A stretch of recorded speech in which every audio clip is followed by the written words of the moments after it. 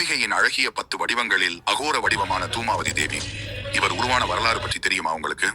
புராணங்களின்படி ஒரு சமயம் பார்வதி தேவி மிகவும் பசியுடன் இருந்தார். ஆனால் அந்த நேரத்தில் கைலாயத்தில் எதுவும் கிடைக்காததால் அவர் தனது பசியை போக்க சிவபெருமானிடம் சென்று தனக்கு சாப்பிட ஏதாவது வேண்டும் என்று கேட்டார்.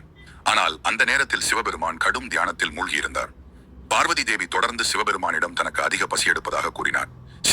ஆனால் சிவபெருமான் தியானத்தில் இருந்து எழுந்திருக்கவில்லை. பார்வதியின் பசி அதிகரித்துக் கொண்டே இருக்க அதிக கோபத்துடன் சாப்பிட எதுவும் கிடைக்காத போது தன்னுடைய ஆழமான மூச்சை இழுத்து சிவபெருமானை முழுங்குகிறார். சிவபெருமானின் தொண்டையில் உள்ள விஷம் காரணமாக பார்வதி தேவியின் உடலில் இருந்து புகை வெளியேறத் தொடங்குகிறது. அவளுடைய தோற்றம் அலங்காரமற்றதாகவும் சிதைந்ததாகவும் மாறி அன்னை பார்வதியின் பசி தணிகிறது. அதன் பிறகு மாயையின் மூலம் பார்வதியின் உடலில் இருந்து சிவபெருமான் வெளியே வந்து புகையால் சூழப்பட்ட பார்வதியின் வடிவத்தை கண்டு, இனிமேல் நீயும் இந்த வடிவத்திலேயே வழிபடப்படுவாய் என்று கூறுகிறார். இதனால்தான் பார்வதி தேவிக்கு தேவி துமாவதி என்று பெயரிடப்பட்டது. துமாவதி தேவியின் தோற்றமானது அகோரமான தோற்றத்துடன் காணப்படுகிறார். மேலும் இவர் கோபமுடனும் அழுக்கு ஆடைகளை அணிந்திருப்பார். இவருடைய காதுகள் அசிங்கமானவை, கரடு முரடானவையாக இருக்கும் நீண்ட பற்களையும் காதுகளையும் கொண்டவர்.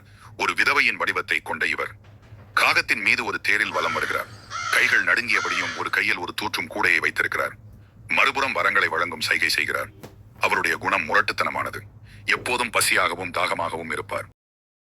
அச்சமூட்டும் கண்களை கொண்டவர். எலும்புகளை கடிக்கும் அச்சமூட்டும் ஒளி அவர் வாயிலிருந்து எழுந்து கொண்டிருப்பதாக சாக்த பிரமோதம் நூல் கூறுகின்றது. இந்த தேவியின் விதவை தோற்றத்தை வணங்க திருமணமான பெண்கள் பயப்படுகிறார்கள்.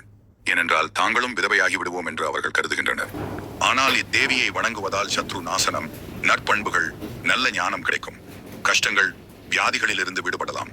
சகல காரிய சித்தி, நல்லறிவு பெற தூமாவதி தேவி உபாசனை வழிவகுக்கிறது. இந்த தேவி 64 விதமான தரித்திரங்களை நாசம் செய்பவள். லக்ஷ்மி தேவி அளித்த செல்வத்தை காப்பாற்றிக் கொடுக்கும் சக்தி படைத்தவர் இந்த துமாவதி தேவி.